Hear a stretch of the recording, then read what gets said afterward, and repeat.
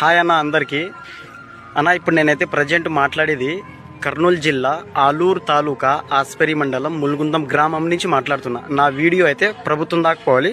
First వినండి అన్న. ఇగో ఈడ ఒక పెద్ద ఆయన కూడా ఉన్నాడు చూడండి.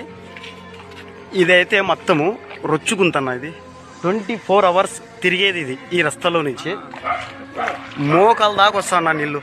ఎంత మోకాల లోపల వస్తున్నాయి. ఇలాంటి నీళ్ళల్లోనే తిరగాలంటే ఎలాగన్నా? మనకి ఏం కావాలి? ఫస్ట్ సీసీ రోడ్లు, ఏమన్నా సైడ్ కాల్స్ రావాలి. నా వీడియో పైన ప్రభుత్వం దాకా పోవాలన్నా.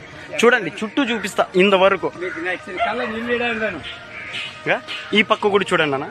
మళ్ళీ ఈ వీధి ఈ సొందు కూడా చూడండి. ఎలాగన్నా ఉండేది ఇది?